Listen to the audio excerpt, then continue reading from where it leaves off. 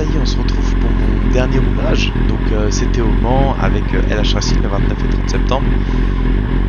Ah, j'ai pas grand chose à dire, j'ai pas réussi à améliorer mon pono. Ça a été plutôt une catastrophe. J'ai réussi à rouler avec Alexis qui avait le R1 2020, on a pas mal échangé dessus. Bon, c'est une bonne moto, il n'y a pas à chipoter. Là en plus elle est full d'origine, ça marche super bien. Moi j'ai fait quelques erreurs cette année. Honnêtement en 2020 j'ai envie de la dégager et de passer à autre chose. Donc là la moto rangée est terminée, on va reprendre en 2021 et mieux se préparer. Je voudrais quand même vous partager une expérience et vous éviter à vous de faire les mêmes erreurs que moi parce que ça vous empêche de progresser. Cette année j'ai fait une très grosse erreur en allant au Mugello. Je suis parti avec les nouvelles gommes Pirelli et à l'arrière il n'y avait plus rien disponible, donc j'ai pris un SC3 qui est une gomme endurante. En regardant un peu les tableaux des gommes, on se rend compte que la SC3 c'est un pneu d'endurance.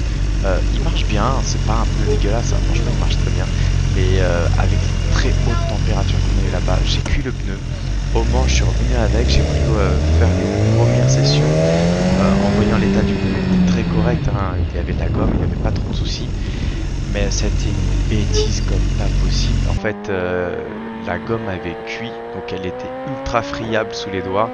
Et j'ai psychoté. J'ai cru que je perdais de l'huile comme au début de l'année. Donc après chaque session, j'ai pas arrêté de vérifier voir si j'avais pas de l'huile quelque part, un reste peut-être. Mais il y avait rien, c'était le pneu qui était mort. C'est con parce que ça m'a empêché de progresser. Deuxième chose, j'ai des gants, c'est des furigants, c'est de la merde. Enfin, en tout cas, elles ne me conviennent vraiment pas. J'ai aucun feeling avec. Ça m'empêche d'accélérer et de freiner correctement. Donc ceux-là, ils vont dégager pour l'année prochaine. Et la dernière erreur que j'ai fait, ça a été par rapport à mes datas. J'ai tous les outils pour pouvoir récupérer mes datas et je ne prends jamais le temps de les regarder, alors qu'en fait, c'est vraiment l'outil parfait. Là où je perdais beaucoup, c'était sur les derniers secteurs, donc garage vert, forcément là où j'ai chuté. Chemin au bœuf et S bleu, je perdais jusqu'à 2 secondes sur ce secteur-là, alors que sur le reste, j'étais pratiquement équivalent à avant. Voilà, si vous avez les outils, prenez un ordinateur, une tablette, je sais pas comment ça peut fonctionner sur vos motos, et regardez-les, parce que c'est bête de stagner pour ce genre de bêtises.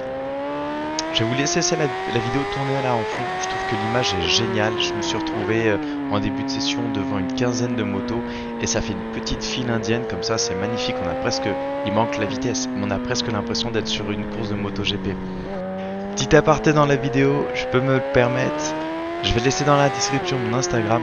Venez vous abonner, je partage un peu de contenu, il y a un peu de tout. Abonnez-vous à la chaîne. Commentez la vidéo, n'hésitez pas, vous pouvez me poser des questions ou suggérer d'autres choses.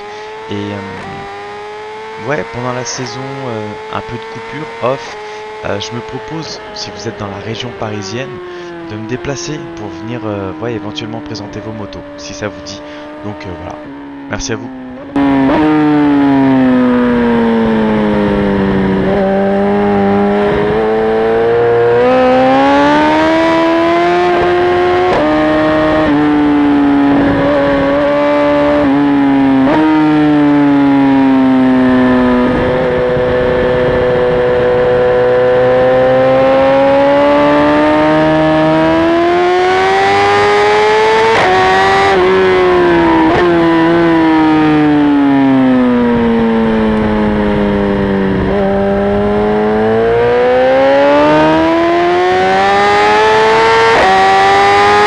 Haute fantaisie, j'ai voulu faire un départ canon. Allez, je me suis complètement raté, mais trop mauvais quoi.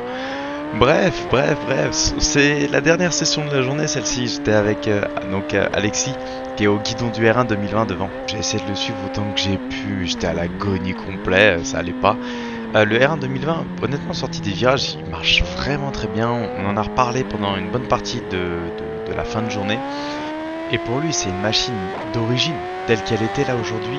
Il n'y a pas grand chose à changer, juste un poli pour rehausser la selle, des commandes reculées pour être mieux placé. Et puis voilà, t'as ton outil parfait pour la piste sans débourser des tonnes d'argent dedans. Donc là, sur cette journée, il a réussi à faire un chrono en 47, idéal 46. Il est convaincu, et je le crois, qu'il peut faire beaucoup mieux. Moi je vais vous laisser là, je vais pas détailler plus que ça la vidéo. En allant un tout petit peu plus loin, vous allez avoir le plaisir de voir Maximilien Beau qui était avec nous sur le roulage, donc il va me doubler. Il était avec son 600. Ouais, je sais ce que vous vous dites, c'est un peu la honte. Mais le mec, je vous rappelle qu'il est dans le haut niveau du sport français, donc je l'ai laissé passer volontiers. Par contre, il va un petit peu buter contre mon pote et à la fin, il va abandonner, il va préférer. Bon, je vous laisse découvrir ce qui va se passer. Ok? Merci à tous, on se retrouve l'année prochaine dans d'autres conditions et j'espère que les chronos cette fois-ci vont descendre. Ciao!